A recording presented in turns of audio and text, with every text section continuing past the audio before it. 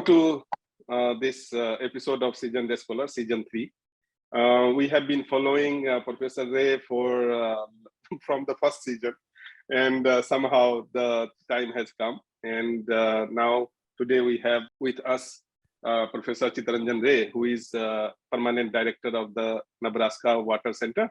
And he is also by training, he is a civil engineer, and he did his PhD from University of Illinois. And he has been a thorough profile where he has been chief environmental engineer at University of Hawaii before Nebraska, and he also worked after PhD at Illinois State Water Survey. He's someone who is really at the top of bridge of quantity and quality, which is very much important for water security. Because nowadays, just an expert of quality or just an expert of quantity perhaps will not work. And he has a lot of work in India also. And so welcome to this show, sir. It is very pleasure to have you. Thank you, Manish.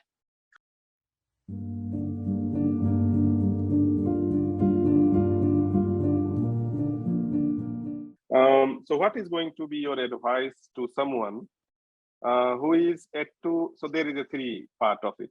Part one is that advice to somebody who is going for PhD and confused that whether I should do it or not. Second, who is about to complete his PhD. So it is the most wondering time to maybe perhaps married also and don't know what to do, whether they will get job or whatever. And then and what will be your advice for becoming a good teacher? And so this is the three part. Okay. The first part, somebody going for a PhD, the person has to answer himself or herself why you want a PhD. It's just for employment, or you enjoy the work you're going to do. Because there are many ways to earn money these days. IT industry, you can make more money than you just need a bachelor's degree, even not more than that. So doing a PhD, you must have some burning reason to do the PhD. So if the person is already set up that, okay, I want to do in this area, then the goal is to do research or be a professor. Then you look for a place where you can get the most satisfaction or what you're looking for, the topic and critical mass research already happening. So that becomes a tricky thing also, because sometimes you don't get into schools with support where many things may be happening. So how do you really plan for that? Couple of things: you can take some time off, prepare, and then try to get in there. Like my approach, what I did, that I said, okay, I need to get a PhD from a bigger school. Then that will give me some stamp to get into another school where I can be more like a state university system. But if I get a PhD from anywhere just for the namesake, then I'll have to it's not that easy to get a decent academic job, unless I end up with somebody who publishes crazy and I have half a dozen papers before finishing my PhD. There is a possibility, but that route is not that common. So the brand and place also, they have some role, and the professor who you are going to work with. And the financing part can be a little tricky. You may or may not get the funding. But the second part is that if you have a degree, master's degree, and you think I want to do the work in this area, it doesn't hurt that in 1 or 2 years break to mature and get some work done and publish in that area. That can really help getting into the program you want. The one who is going to finish PhD, you have to be cognizant that you just cannot, you just have to keep your eyes open that where you want to go, because do you want to go to academia, or do you want to go to, some people are going to industry after PhD also. Like there are few companies, like I had an offer from Intera. Intera is one of the high-end companies in US for a nuclear waste storage at the Yucca Mountain high level radioactive waste repository, unsaturated flow, transport modeling, and the complex modeling, all those things. That's fine also if you enjoy that route, or it could be labs which can hire you. The federal labs in US, they cannot hire directly PhDs. So I right now have hired 2 postdocs. One is Indian origin, one is Chinese origin. They are employed by us at the University of Nebraska, but they're working for a project with the US Department of Agriculture. They want to become researchers.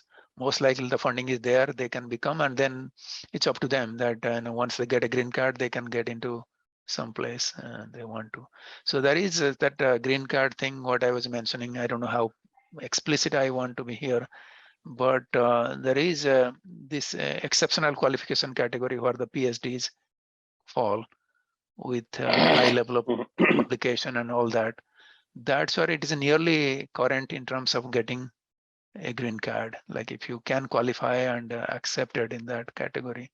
So it's good in that sense. So in yeah, if somebody becomes a green card holder and 5 years stays with the university, you can go anywhere, or you can go to federal labs where these guys are. The 2 people I have, they can go back and apply for a citizenship and be employed by those labs. That's how you see many of the foreign-born citizens working for the federal systems. You gradually get your citizenship and do that.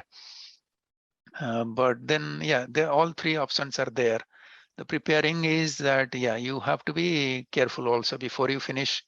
Yeah, you have to have all your contacts, and key is the publication, because what comes out of your work, who are reading it, how impactful that is going to be. So I think you guys do a good job in India. It's becoming highly competitive in India also right now. The same thing here, that good publications, pedigree also helps, advisors, name recognition, school name to some extent. And yeah, actually, I wanted to ask you that whether a brand or versus mentor, if there is a tough call to take, that there is a excellent mentor, but brand is not there, but there is an excellent brand, but the mentor is not up to the mark. I think mentor always wins. Brand has to be above certain level, but I think if you above that platform, the brand probably doesn't play that much role. I have seen many brand people coming as my colleagues, but they got stuck in their life as associate professor for a long time. They never went beyond that, because the brand can take you certain stage, but it's all your drive and motivation to work beyond that. And if you can, so the brand is initial help to some extent, but mentor is the one which is lifelong. So that is and how you are trained, where you are trained, means what circumstances you have to deal with to go through all those things, how independent you are. And you learn something from the advisor or mentor, that what the person has gone through.